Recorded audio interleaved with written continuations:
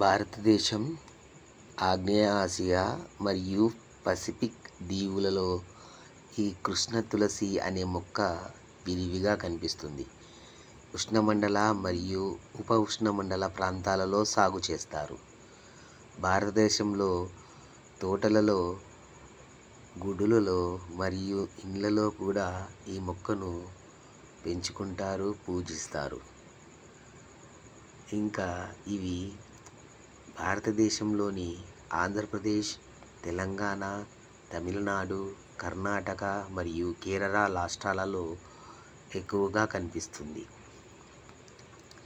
Native to India, south east of Asia and the Pacific islands. Cultivated in tropical and subtropical regions. Found in gardens, temples and homes in India, particularly in the states of Andhra Pradesh, Telangana, Tamil Nadu, Karnataka and Kerala. ఉపయోగాలు: జ్వరము, జలుబు, దగ్గు, శ్వాసకోశ సమస్యలు మరియు ఒత్తిడి ఉపశమనంలో బాగా ఉపయోగపడుతుంది. దేవతలకు నైవేద్యముగా మరియు దేవతా మొక్కగా దీన్ని ఆరాధిస్తారు.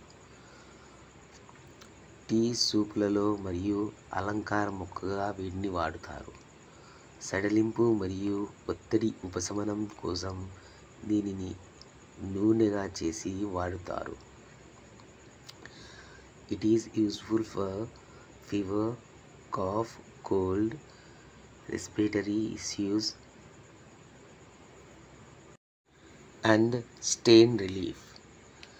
Spiritually, it is used in India. It is used in tea, soups as a garnish, and its essential oil used for relaxation and stress relief. ఉపయోగాలు: రోగ నిరోధక శక్తిని పెంచుతుంది. చర్మము మరియు జుట్టు విషయంలో తోడ్పడుతుంది. ఇది సహజ క్రిమి విసర్జకగా పనిచేస్తుంది.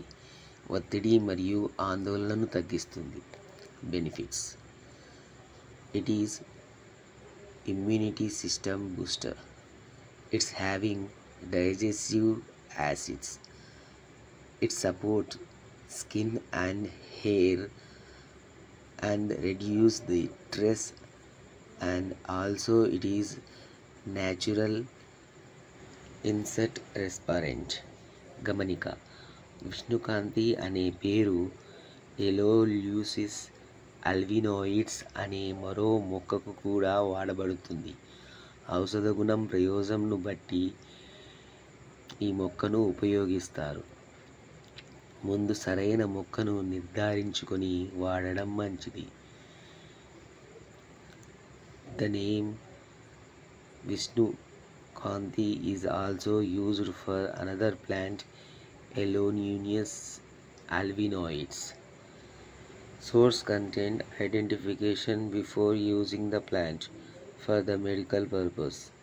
If you like my content, please subscribe my channel and share my video.